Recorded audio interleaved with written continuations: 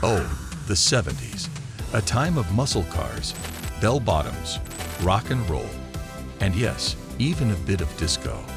Back then, people engaged in activities that would be frowned upon today. Sure, it was a bit risky, but it was definitely a lot of fun. Remember those days when kids played outside all day, with hands and faces covered in dirt, and no one worried? We didn't use antibacterial wipes or hand sanitizer. We had something better. Mom's spit-soaked handkerchief, practically as effective as 409. It could remove anything. And speaking of being outdoors, who doesn't remember riding bikes without helmets or adult supervision? There were no elbow or knee pads, just scraped elbows and knees. But boy, was it fun. Those scrapes and scars were like trophies with incredible stories to tell. Kids from that era were adventurers. If someone got seriously hurt, people felt sorry for their parents. They weren't blamed for letting them climb trees. Current safety standards were nowhere to be found. There were trampolines, but they didn't have safety nets. We loved the challenge of danger.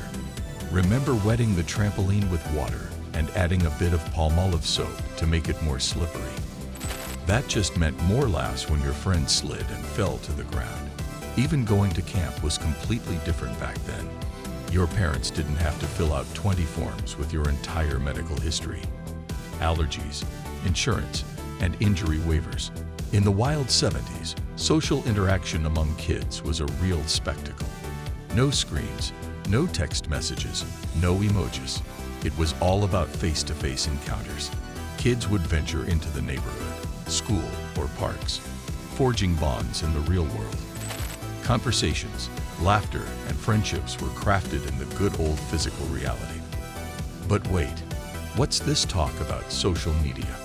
In our time, the only networks we knew were the ones in parks where we climbed and played like fearless monkeys. Communication relied on our vocal cords, not pressing a button. Moreover, in the 70s, toys were pure analog magic. No touchscreens, no illuminated displays. We had a blast with board games like Monopoly, Scrabble, and even puzzles to exercise our minds. Toys were physical. We needed to put in our all to play.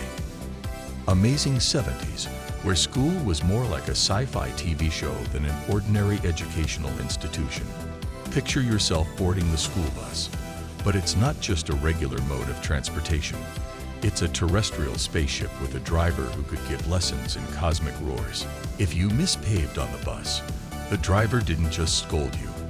They unleashed a stratospheric shout that made you feel like you were being attacked by wordy Martians. And our lunchboxes were like chests full of galactic treasures. From leftover chicken to snacks with names that sounded like they belonged on Jupiter's menu. Let's talk about the teachers. Some of them were like extraterrestrials who mastered the art of interstellar patience. If you had a grumpy teacher, you just took it as part of the school folklore and crossed your fingers for next year to bring someone funnier than a comedy alien. School trips were like intergalactic adventures, with no kid-to-parent ratios or mission reports. We were thrilled to leave the classroom and dive into an odyssey that felt like a sci-fi movie where we were the exploring heroes. Nothing could stop our excitement for discovering new worlds and knowledge, not even the extraterrestrials of boredom. And those school breaks were like mini space-time parties where we unleashed our cosmic energy. Whether participating in sports that seemed to have been invented in a distant galaxy or letting our imagination soar in art classes that could have been led by alien artists. Being part of the sports team was like joining an intergalactic league, and trophies were like mystical artifacts only possessed by the chosen ones. Winning the big game didn't just mean victory on the field. It also meant having the chance to tell exaggerated stories that could have been written by cosmic scriptwriters. In the 70s, academic expectations were akin to the laid-back rhythm of a soft rock song.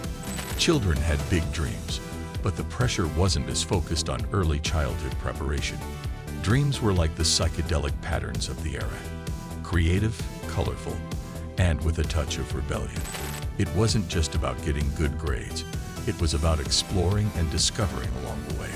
A bit like a musical adventure where each note is enjoyed without worrying too much about the final destination.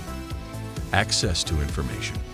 In the glorious 70s, acquiring information was like discovering hidden treasures in a local library. Children were like little adventurers, exploring the pages of books and encyclopedias in search of knowledge. Questions were like the beginning of a treasure hunt, and each uncovered answer was like unearthing a chest full of wisdom. This is how Saturdays were in the 70s. Weekends were a real blast. Saturday mornings were like having your personalized TV show. Just throw in some cartoons and your favorite sugar-packed cereal. The rest of the day belonged to Dad, who enjoyed watching sports, a movie, or even the news later in the evening. But once the TV time was over, it was off to your friends' houses, ringing their doorbells and asking if they could come out to play. Back then, it was easy to track where all the neighborhood kids were, thanks to the colorful parade of bicycles in front of their houses. For the most part, kids could do whatever they wanted, as long as they didn't bother their parents. Dinners and meals. Dinner had its own spotlight in the family routine. Sitting together at the table was a key experience to chat about the day or current events. Right after dinner, the battle against trash and dishes ensued, as crucial as completing homework. The trip to the grocery store was a full-blown adventure. Kids used to ride in shopping carts without seatbelts or padded protectors. It was even entertaining to have the groceries piled on top of you. Riding in the back of the cart while your parents pushed added an extra thrill. The cereal aisle was a colorful festival with cool toys and prizes. Back then, grocery stores only had one type of milk. If you wanted skim milk, you simply drank half a glass or added ice. Every grocery store had a reliable butcher whom you got to know well. Most meat packages didn't have an expiration date. We relied on our nose and visual inspection to determine if it was still safe to use. Conclusion. In retrospect, exploring the activities of children in the 70s evokes a mix of nostalgia and reflection. Although there was a wide range of experiences that defined that era, many of them have been forgotten, either because they became illegal or simply fell out of use. The question lingers, was that time better or worse? The answer is subjective and varies based on individual experiences. Personally, I feel a deep gratitude for having lived in that decade, with its own peculiarities and unique charms. However, every generation has its own gems and challenges. Now I'd like to invite you to join in this conversation. Is there something you think we've overlooked in this journey through the past? Or perhaps you have special memories you'd like to share about activities you used to enjoy back then? Leave us your thoughts and anecdotes in the comments below.